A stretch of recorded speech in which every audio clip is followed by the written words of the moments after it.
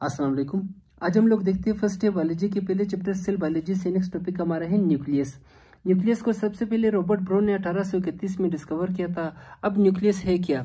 Nucleus हमारे cell में मौजूद एक ऐसी ऑर्गेनेली होती है जो सेल में मौजूद जितने भी फंक्शंस होते हैं या एक्टिविटीज़ होती है उन सारे फंक्शंस और एक्टिविटीज़ को कंट्रोल करता हो, ऐसे ऑर्गेनेली को हम लोग न्यूक्लियस कहते हैं। इसी वजह से तो इसको कहते हैं कि main controlling centre of the cell. Main controlling centre of the cell, इसका मतलब ये है कि सेल में जितने भी एक्टिविटीज़ होते हैं वो सारे कौन कंट्रोल करता है? वो न्यूक्लियस कंट्रोल करता है।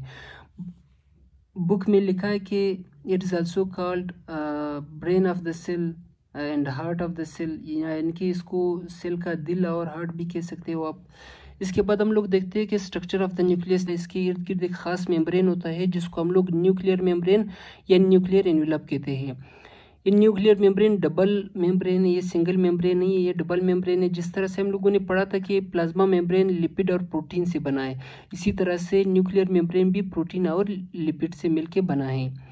इसके बाद हम लोग देखते हैं कि न्यूक्लियर मेम्ब्रेन में छोटे छोटे सुराख होते हैं जिसको हम लोग न्यूक्लियर पोर्स कहते हैं, जिसकी वजह से अंदर की चीज़ें बाहर और बाहर की चीज़ें अंदर आ जा सकते हैं। तो न्यूक्लियर पोर्स का जो तादाद है वो तकरीबन 100 से लेके मिलियंस तक होता है। न्यूक्लियस में थ्रेड लाइक स्ट्रक्चर्स होते हैं, यानी कि धागे की तरह स्ट्रक्चर्स होते हैं जिसको हम लोग क्रोमेटिन मटेरियल कहते हैं।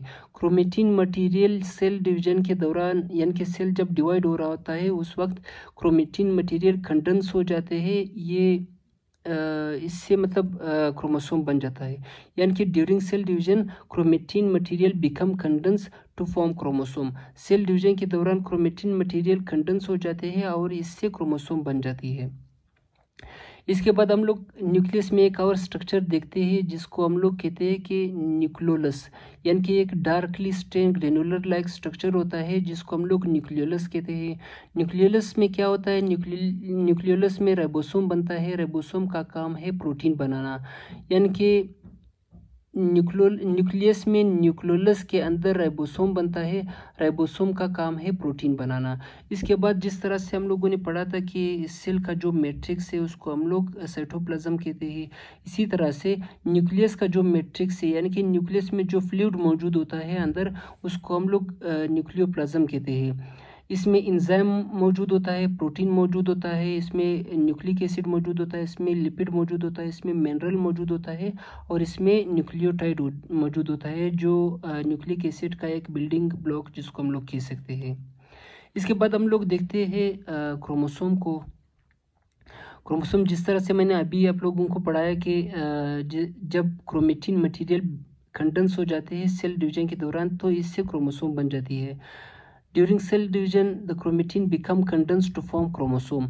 वो जो थ्रेड लाइक स्ट्रक्चर थे वो जब सेल डिवीजन के दौरान कंडेंस हो जाते हैं तो इससे ये क्रोमोसोम बनता है।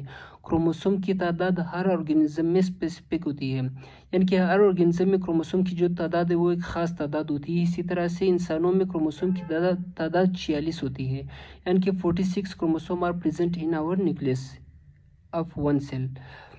इसके बाद हम लोग स्ट्रक्चर देखते हैं क्रोमोसोम का। क्रोमोसोम का ये जो स्ट्रक्चर है, ये इसका जो आर्म है इसको हम लोग क्रोमेटिड कहते हैं। ये दूसरा इसका सिस्टर क्रोमेटिड कहलाता है। इसके बाद हम लोग इसके दरमियान जो स्ट्रक्चर है उसको हम लोग सेंट्रोमेर कहते हैं। सेंट्रोमेर पर एक ख़ास किस्म का प्रोटीन होता है जिसको हम लोग काइनेटोकोर कहते हैं, काइनेटोकोर प्रोटीन कहते हैं। जब सेल डिवीजन के दौरान स्पिंडल फाइबर आके इस पर अटैच हो जाते हैं तो ये यहाँ पर कुछ प्रोटीन पड़े होते हैं, उन प्रोटीन को हम लोग काइनेटोकोर प्रोटीन कहते हैं। इसके बाद हम लोग देखते हैं कि स्ट्रक्चर ऑफ द, यानी कि composition of the chromosome. Chromosome किस चीज़ से मिलके बना है? क्रोमोसोम दो चीज़ों से मिलके बना है। क्रोमोसोम डीएनए से बना होता है और प्रोटीन से बना होता है। प्रोटीन भी कौन से वाले प्रोटीन? हिस्टोन प्रोटीन, हिस्टोन और नॉन हिस्टोन प्रोटीन। तो हिस्टोन प्रोटीन पड़े होते हैं और इसके इर्द गिर्द डीएनए लिपटा होता है। इसी तरह से एक क्वाइल्ड स्ट्रक्चर बन जाता है, उसको हम लोग क्रोमोसोम कहते हैं। इसके बाद हम लोग देखते हैं न्यूक्लियोलस को। न्यूक्लियोलस एक डार्कली स्टेन स्ट्रक्चर है, यानी कि एक डार्क कलर को ये एब्जॉर्ब करता है, यानी कि स्टेनिंग के दौरान जब हम लोग ऑर्गेनेलिस को कलर दे रहे होते हैं उस वक्त ये जो सबसे डार्क कलर होता है वो कलर ये न्यूक्लियस एब्जॉर्ब करता है। ये न्यूक्लियोलस है जो न्यूक्लियस के अंदर होता है। न्यूक्लियोलस के अंदर राइबोसोमल डीएनए होता है। राइबोसोमल डीएनए, हर डीएनए में एक खासियत होती है कि वो हर तरह की आरएनए बना सकती है। तो राइबोसोमल डीएनए राइबोसोमल आरएनए बनाता है, यही राइबोसोमल आरएनए जाकर के राइबोसोम बनाता है। इसके बाद हम लोग देखते हैं कि function of the nucleus. Nucleus का जो फंक्शन है उसमें पहले नंबर पर आता है कंट्रोल सेंटर, यानी कि सेल में जितने भी एक्टिविटीज़ होते हैं वो न्यूक्लियस कंट्रोल करता है, इसी वजह से इसको कहते हैं कि control centre of the cell. फिर इसके बाद हम लोग देखते हैं कि न्यूक्लियस में डीएनए मौजूद होता है और न्यूक्लियस में क्रोमोसोम मौजूद होता है, जिसको हम लोग हेरिडेटरी मटेरियल या जिसको हम लोग विरासती मादे कह सकते हैं। तो दूसरे नंबर पर आता है कि कंटेन हेरिडेटरी मटेरियल, यानी कि न्यूक्लियस में हेरिडेटरी मटेरियल मौजूद होता है। अब हेरिडेटरी मटेरियल क्या है? हेरिडेटरी मटेरियल है डीएनए और क्रोमोसोम, जिसको हम लोग विरासती मादे भी कह सकते हैं। इसका मतलब ये है कि हमारे वालिदैन में जितने भी खसूसियात होते हैं वो जब हम में मुंतकिल होते हैं या हमसे हमारे बच्चों में मुंतकिल होता है, वो किसके ज़रिए मुंतकिल होता है? वो डीएनए के ज़रिए या क्रोमोसोम के ज़रिए मुंतकिल होता है। इसके बाद तीसरे नंबर पर आता है कि डायरेक्ट प्रोटीन सिंथेसिस। हमारे सेल में जब प्रोटीन बनते हैं तो इसका ऑर्डर कौन देता है? इसका ऑर्डर न्यूक्लियस देता है कि अभी प्रोटीन बनेगा। फिर इसके बाद चौथा फंक्शन आता है न्यूक्लियस का कि inside the nucleus at the region of nucleus synthesis of ribosome occur, यानी कि न्यूक्लियस के अंदर न्यूक्लियस के अंदर एक खास स्ट्रक्चर होता है जिसको हम लोग न्यूक्लियोलस कहते हैं। न्यूक्लियोलस पर राइबोसोम बनते हैं। राइबोसोम का काम है प्रोटीन बनाना।